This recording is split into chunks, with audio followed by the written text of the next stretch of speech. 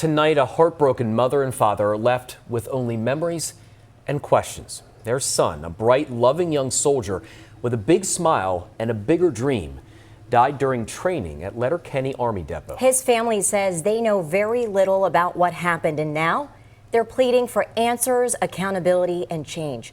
Only on News 8, we sit down with Carmen and Hector Lopez, the parents of Specialist Christopher Lopez.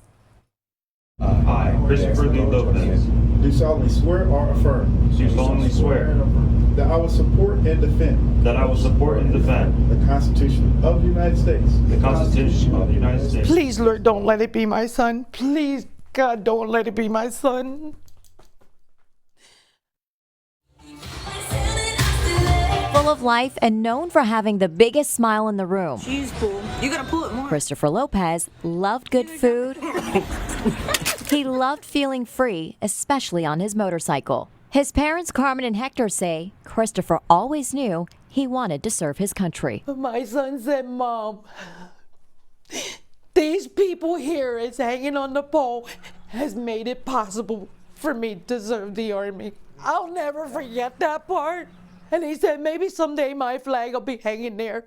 WGAL News 8 starts with breaking news. A soldier is dead following a training accident at Letterkenny Army Depot. Officials at Letterkenny Army Depot told News 8 a soldier was killed during training just after 9:30 that morning. The U.S. Army did not share what the training exercise was. Carmen was at her neighbor's home watching the 4 p.m. news when she saw the breaking alert. 15 minutes later, I seen out of my neighbor's window 3 vehicles go slow. All I know is I dropped to my driveway, and then my husband come out, and then he said, what happened? And I said, our son is dead. They shot our son. Carmen and Hector say their son died on his first day of gun training at Letterkenny Army Depot. They're sharing his story, hoping for answers and for change to protect other military families. They say they're receiving very little information, only that their son's death is under investigation. They couldn't tell us nothing, wouldn't tell us nothing. Hoping to find more answers, the family asked to see Christopher's remains. We hurried up and told the kids, his brothers and sisters, to go, let's go see your brother.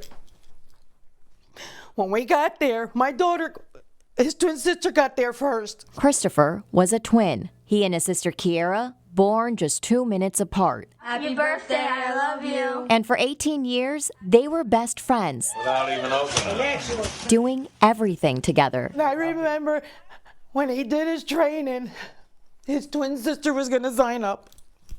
He scared her and said, it's hard. So she said, I'm not going.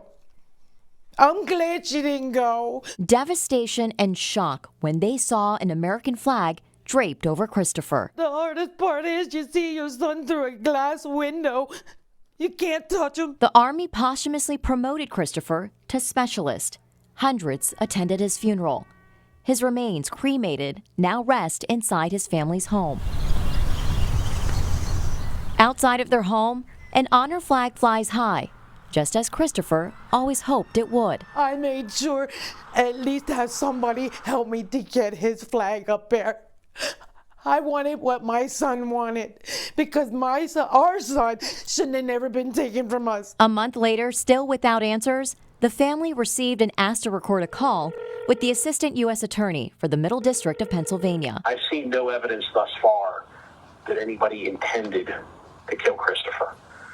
The question would be whether or not there was gross negligence that led to his death. The Assistant U.S. District Attorney, Scott Ford, added that he cannot provide the family with facts about what happened, and it would come from a Criminal Investigation Division agent. That call came on April 15th from CID agent Kevin Nolan. He said that Christopher got shot in the chest by the civilian that was contracted by the Army, police, and we have questions. The family says they were told Christopher was shot with an M17 handgun, a gun the Washington State Criminal Justice Training Commission banned last year because of unintended discharges and improper handling. The family says Agent Nolan told them it was just Christopher and the instructor when the instructor's weapon went off inside the police station's training room at Letterkenny. The bullet lodged in his